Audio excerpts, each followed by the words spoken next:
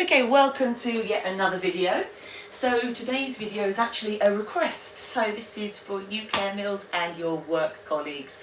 So Claire, like a lot of you out there, are still working, but you're having to work from home. So sat on computers, constantly leaning forwards, slouching, probably not in the perfect setup that you might have at work.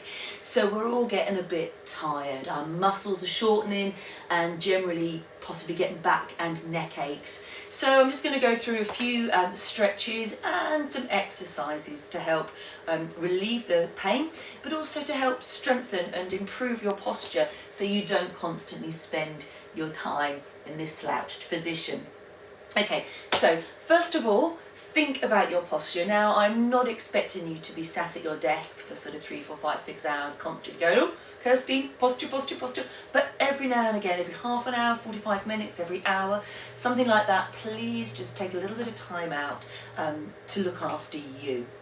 So one important thing is actually down at our feet. So if we sat in one position for any length of time, our circulation isn't working perhaps as well as it should. So every now and again, just circle those ankles, lift your heels up and down, get movement in the feet just to help that blood flow work its way through your body.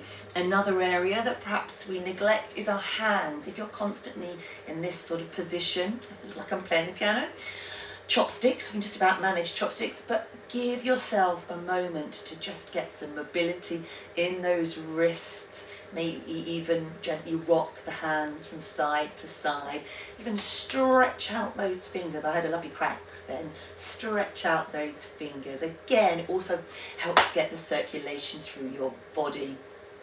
Another thing, so I'm going to focus more on the neck, the upper back to start with. Another thing is we often find ourselves in this forward tilting position. So if I turn sideways, you can see the neck is tilting forwards. And one of the expressions I've got several, is selfie and double chin. So what I mean by that is I've learned from the kids of today that everyone takes a selfie or an Instagram photo slightly pushing even their chin out, because that stops you getting that double chin. But it does mean you're putting pressure on the spine, on the neck. So there's your selfie posture, and I want us to get that double chin. So without dropping your chin forwards or up to the ceiling, we simply try and pull back. Pull back. So as if someone's got hold of my ears and pulling them straight back towards the back of the room. And maybe do this 10 times. Pull back, relax, pull back, relax. So that is a great exercise to do. Just getting some mobility in the spine. So Wendy, this is your swaying. So some gentle mobility through the spine as you come from one side to the other. One side and the other. Okay, so thinking of that spine. Now I know rolling forwards is a lovely feeling, but you're kind of doing that when you're at your computer. So I want us to take it backwards. Now, if any of you have got any lower back issues that your doctor or a professional has told you to not tip backwards or not tip backwards too far, please don't. Please listen to them, not me. But you know what feels right for your body. So first of all, I'm going to use this just sitting back in my chair, and I can tip my head back. But what feels even nicer, now obviously this is a Pilates ball, but if you had a little kid's football or anything really, I suppose even a fairly pumped up cushion would work as well. But place that in the small of your back. So I'm going to wiggle myself forward slightly, pulling my abs in to keep everything nice and strong, and tipping back. And change the position of that ball. Lengthen, tip back.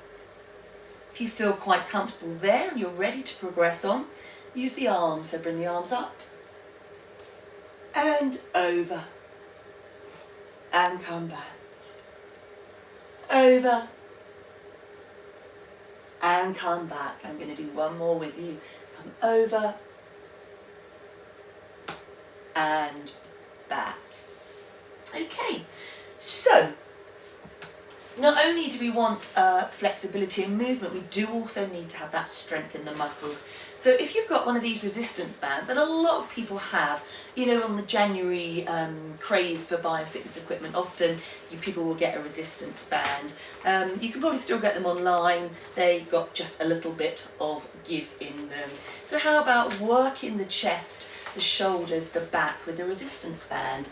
So I'm going to take that band out in front of me and then pull apart and squeeze the shoulder blades together as the elbows come behind me. Relax. Sideways on. Squeeze the shoulder blades together and relax. And I can feel that whole back working when I do this, as well as the upper back, as well as across the chest. So that's one exercise. Squeeze. Relax. Another one, very similar. I'm going to hold this a little bit wider. Up, pull apart, behind you, up, forwards, up, pull apart, take the band behind you, and forwards. I'll do two more. Up, over you go, and forwards. Now some of you might have watched the video I did with the towel, the bar, will know this exercise, but resistance bands just give you a bit more strength, a bit more pull. One final exercise I'm going to show you. I'm hooking the band around both my feet. Depending on how long your band is, you can do this around just one foot. And lift up, squeeze the shoulder blades together, relax. Squeeze the shoulder blades together, relax. Or even cross the band over, squeeze, relax. Now, just one thing, make sure you're not down here. Oh, Kirstine told me to squeeze and relax. You've got to be nice and strong through your spine, lengthen and pull your abdominal muscles in. The reason I keep asking you to suck or pull your abdominal muscles in, they're lazy. And if you pull them, if you suck them in, that helps protect your lower back. So one more with you, squeeze and relax. Okay, when we're sat at a desk, not only is it our upper body that we need to work on, it's also some parts of our lower body, so our hip flexors. This muscle here at the hip, guess what? It helps you flex. Genius. So that's going to be shortened, as is the back of your leg. So here, it's going to be shortened. Here, the muscles are going to shorten as you're sat at your computer. So let's stretch those out. So you've got to get up. Obviously, if you can just pick up your foot, so be it. But if you need to use your chair, pop your knee on the chair, try and bend and grab the foot. Or another thing, if you're not quite there, again, using that resistance band, try and pop it around your foot and lift up. And really focus on pushing the hip bone forwards.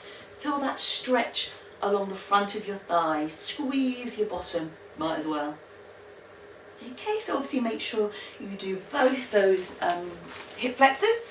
And finally, one more stretch is the back of your leg. So bring one foot up, again using the chair, tip down, hands on the chair or even on the back of the chair if you prefer, whatever feels right for you, and then you get a lovely stretch down the back of your leg. Now don't worry if you can't straighten your knee, but just the way you've positioned yourself, you should get a lovely stretch down the back of your leg. And again, make sure you do this on both legs. Maybe hold the stretch for, do you know what, I'd say 20 to 30 seconds, even more if you want to. And why don't you find a track or a couple of tracks of music that you like, but not necessarily your favourite. I always think if you choose your favourite track of music, suddenly it doesn't become your favourite track of music, and every time you hear it, you're like, oh, stretch. So find some music that you quite like and pop it on maybe once an hour or something and just go through all those stretches. I hope that has been useful. Please let me know how it's been. Give me some comments. Let me know what else you'd like me to focus on. And of course, as always, stay well.